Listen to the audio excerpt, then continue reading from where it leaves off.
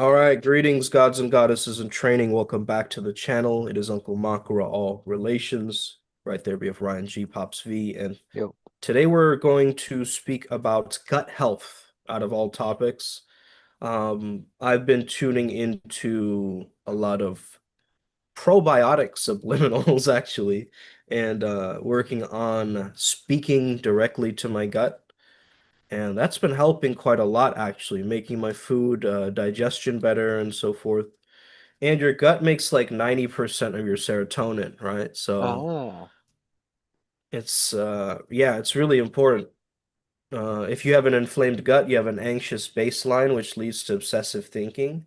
And then you use fake spirituality to cope with the obsessive thinking, and then it puts you deeper into the abyss.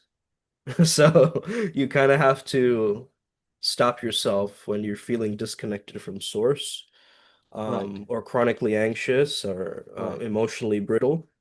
It's probably leaky gut and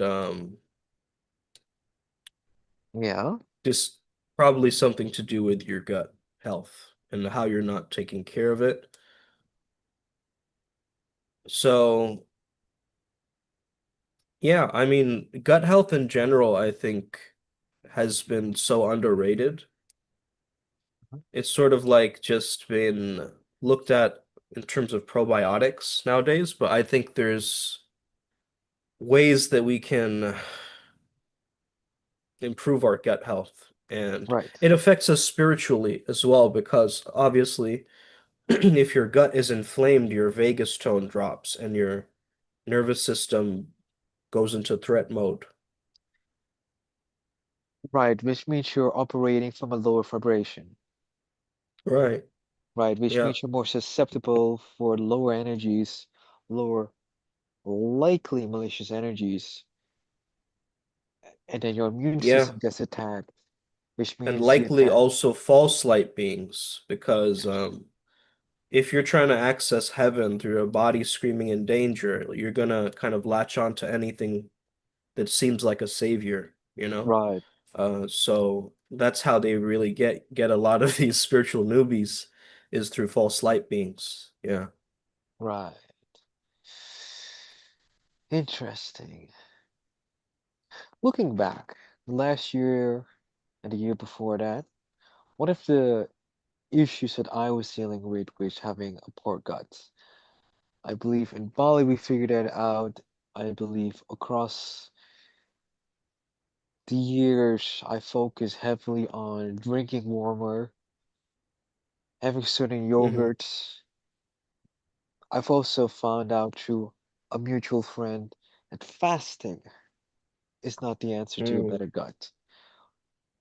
Eating better, eating smarter, mm, with probiotics, with the removal of artificial sugars, which is granted is tougher than it looks. You totally. thereby Yeah. create better health. And because you have a better gut health, there's better absorption of nutrients, which naturally should mean better health. Your skin is more vibrant, etc. And of course, if one aspect of the being is affected, other aspects will be affected as well. Yeah. And if we start moralizing about food and like, doing chronic under fasting. I used to be a chronic like under eater, doing lots of like chronic fasting and stuff like this. But then it's like, what is superior, right? That's not samadhi state. That's not like, um, that superior calm. That's like this floaty, hollow feeling and like that drops your dopamine and raises your stress hormones. So real Right. spirituality feels warm. It feels quietly powerful and fun, actually, not Would you spaced say out. I had a Yeah. moment of that like a day or two ago with that pink you? With that what? To give more context. These days I'm going to bed early and waking up early, doing a cold shower, and immediately after I do some Wim Hof, and then I forget the channel's name, but the creator goes into a breath work where there's a heavy focus on using breath work to hit emotions. And mm, that was one of the moments where I opened up my eyes and I saw like an extremely pink vision. And thus my question was to you, was that such a moment of actual spirituality, mm. Yeah. right? Because of Yeah, using because it breath was a work. parasympathetic dominance does that a lot of times, as far as I know. So yeah, it's like your body kind of giving you these clues a lot of times, and you just following those clues. Right, right. Like Interesting. Scooby-Doo, I was like the thinking about Mystery the same Machine. thing. Yeah, And when it comes to the gut health, gut affects everything, right? If yeah, you're not eating the right things, naturally, you're not going to be fit. If I don't eat enough proteins, my body's going to go break. yeah, And it's one of those things that I kind of learned from, I believe his name is Boss Rutten, where he said, fasting is cool, but have you eaten the right things? It is not enough mm, to, starve yourself completely. It's very important to make sure you eat the right things and just do what you gotta do. The yeah. training is easy. Eating is harder. And also trusting your body because a lot of the times, everybody has a unique body and it's there to teach you very unique lessons. So never try to compare your body to others. That's going to put you into a kind of weird false dichotomy because you're unfairly comparing yourself like that. Um, Really, your body should only be looked at through your eyes, through your own perception. And Right. if you treat it like a dumpster, the gods aren't going to visit. It's as simple as that. Right, Like because you why would start, the gods visit the dumpster? yeah, Unless they yeah, are gods of dumpsters and trash and whatnot and toxicity. And right, thus, what if your gut health also attracts certain energies, be it in human form or other? I mean, how yeah, true is that? If you have poor health, are you attracting then beings that love humans with poor health? yeah. Yeah, I interesting. mean, in some ways, yes, because it's almost like you cannot push consciousness through dysfunction, right? Like the ancient yogis, like Ayurveda, equals digestion, equals more Agni, sacred fire to move. So it's like you have to learn what each of these things is telling you very uniquely to your own physical body, right? I think in Taoism they say that the lower dantian is the elixir field, and it works like an engine that gives your whole body energy. Um, so I mean, modern science is just catching up to all of these things. So I think a lot of the Which is times we fun. have to treat the fire properly, and the flow comes looking for you, essentially. Fair enough. Yeah. Fair enough. What would be, looking back at how our trips affected our health, what would be the main takeaway given the topic that we're speaking on? Um, well, again, grid work is very unique. So being in different parts of the world and like being in those, immersing yourself in those energies, especially if you feel a spiritual calling towards that Yeah, place, is always going to give you great level ups, reattunements, and basically put you on your spiritual map a lot faster than anything else. So that's what we've discovered and we've realized. So for our last event, it was kind of like a stacking of the previous event. And it's yeah, always kind of been like that. It's like we're always stacking the technology one on top of the other to get to the greatest yeah, goal. right. Self-realization. Yeah. And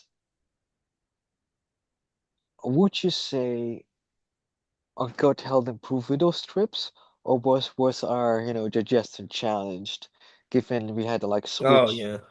we had to We like yeah, switch. severely challenged because it's definitely whenever we go on trips, I notice we go outside of our mainstream dieting Yeah, because we're so free and away from home and away from parents that we feel like let's just eat like frat guys, like, it does in a feel like certain that. Yeah, sense. in a certain sense. So It's I think uh-huh. that definitely has an impact on gut health. But I think through those trips, I got to actually understand what works for my body very different, right? Like, remember when Brad had introduced the EMF thing and my phone started freezing up or whatever? It kind of Oh made right. me realize a lot of different things that, wait, we're more overtaken than we think, right? In a certain way. So I'm always trying to like refine with the newest tech, but I'm never attached or addicted to the tools, because that's a big problem too. Yeah. I see. Well, for me, it would have been, eat whatever's available. Candy will always be a bit of an issue.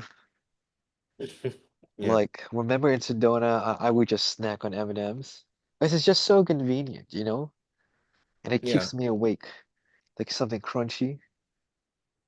So Joey actually told me to get this nose tape thing, and I've been using it and just helping me breathe better. And yeah, it's been really good. Like I'm tuning into all of the different exercises. I got this kind of, what do you call this thing? Battle rope. Oh, you mean And Joey Lundgren, right? yeah, Joey Lundgren. And I got a yoga ball for my office as well, so I'm gonna tune into that. And the thing about it is, man, like I realized that the ego just wants to fuck up our gut health. Like like it really does. The It does not ego. like yeah, it does not like the fact that we're living in a healthy temple. Like if for some reason the ego wants a quick escape, uh attaching to some identity of being the fit guy or something, trying to always cling to trends or like fitness memes and trying to like latch on to an like a greater concept to make ourselves work out and shit. And it's like I think it really comes down to loving our bodies again and being able to like move our bodies in such a way that we can dance like it's almost silly, All where it right. doesn't need to be this like really serious like stiff art form or whatever. So that's a big epiphany for me recently too, is the opposite of tyranny is play. Uh, and it's been a very important lesson, I think. Because if Uh, you're seeing somebody like outpace you, outrun you, outlift you, doing muscle ups better than you, whatever it is, you kind of have your ego try to like put you in this competition or whatever. Whereas I just want to play. I don't want to compete with the guy next to me who's trying to beat me in this deadlift or whatever. Like, I want to embrace this moment and what it's right for me, right? So it's like, it's not, I'm not going against like competition mindset, but I'm saying there's a lot more room to collaborate, when you're thinking from this frame, this playful frame. What's coming up for you? uh, well, as you were speaking, I was thinking back of how the competition mindset affected me and how the playfulness mindset affected me. And I remember at one point in time, I had like a complete sugar and bread break for like 3 months. And I looked amazing because I wanted to make weight, like Mm, 70 kilos. I wanted to make weight. right. And I remember that I didn't have strength at my arms. And I was Mm, wondering whether this is even worth it. mm. You know what I mean? Yeah. Yeah, totally. It's this arduous process that kind of puts you in touch with your body again. And whenever you do that, like you always learn new things about it and then you refine it as you go. Well, I figured out that cutting weight is not the hard part for me. Right. It's these urges where I Yeah. need the sugar, where I'm just losing my mind. The Yeah. the first Yeah. month was the hardest. Yeah. That's ridiculous. Yeah, even the ancient Greeks talked about like intrusive thinking, like moving people to do like weird acts, like, similar to anything like sugar or anything else. It's like through this literature, as far as I know, it's always something related to the other side that's influencing that. So, Like, okay, well, this becomes interesting. Is there something on the yeah, other side that is heavily influencing my almost addiction to sugar? yeah. Is it possible to cord cut it or something? Or I think so. You can try that. Um, ah, is it I something think you mal can try that, but I think a better way would be just to don't give it any power. Like, yeah, let that's it that's starve that's gonna itself. be that's gonna be Yeah, hard because yeah. I mean, again, you have to kind of treat it like a pet. So if it's like, oh, I need a treat right away, you kind of have to give it that delayed gratification. Like, hey, we can have this, but you have to work for it. Like, jump through these hoops. And so you start training it, right? And then it becomes like a Pokemon or something like under your control. Like, at least that's how I see the metaphor. It's like gamifying it I rather see. than like it has control over you whenever it says it does. No. Not today. You know Right. what I mean? Like, so it's like, yeah, it's that constant battle with the self. And this was actually a great point, Ryan. Like, I realized this the other day. It's not you versus you, it's you with you, right? I like Like that. when the moment we make it versus, it like creates this split personality type thing, and then it starts fighting against itself, which is a weird Well, concept to begin with. well, Like, that kind of brings it to the whole topic of Dr. Jekyll and Mr. Hyde. right, And yeah. I don't know where I saw this, but in a video essay today, there was an argument of what if there never was a Mr. Hyde? There was always Dr. Jekyll. Right. The medium, the potion that was used was merely a medium towards removing whatever filters that Dr. Jekyll had Mm. and becoming what is in essence the expression of his toxic shadow. Yeah.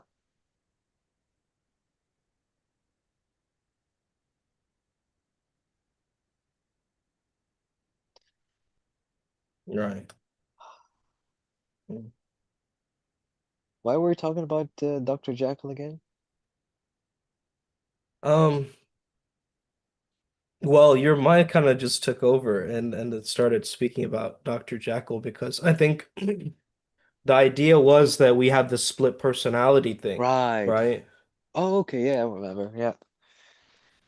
And so Oh, when well, self-hatred is worse because it kind of infuses you into that frequency to hate others, right? right. So yeah, it goes back to that same idea, man.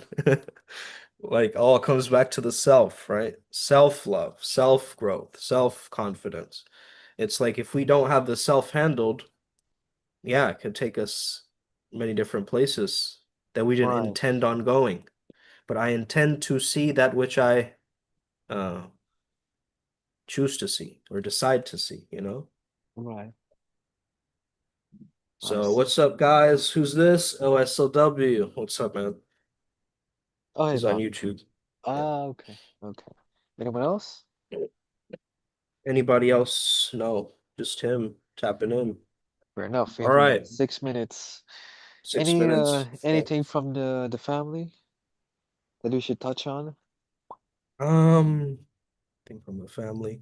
No, well, I would just say that I had to kind of deal with some spiritual emergencies today. I'm not going to mention too many details about that. Naturally. However, I would say that at this time, if there's any shock factors, if there's anything, just always zoom out and remember to act from love. Like that's going to help you autocorrect during this phase. The universe will assist you if you are acting in love. Right. Remember that. Yeah, Which means that's it healing from of my God side. must come from a place of love. not necessarily Mm, from a place of duty, etc., or force. Because what yeah, if you could treat your body with more care and love and take away of the stress, the unnecessary stress that you're placing on it because of either your, but more likely the expectation of others, right. So it's right? not only how you're speaking to your food, but how you're speaking to your organs, right? And I think speaking to your gut is such a good way of like people can start that good habit of, just speaking to their gut and just changing their identity, you know? Like if I say I have a super gut, I've now just changed my identity, right? It doesn't have to be a super gut, but now that I've labeled it, I've created an egregore. And now it's gonna like every time I can work with it and keep refining it, right? So it's like, yeah, it's all under your control. Remember, you are the sovereign creator.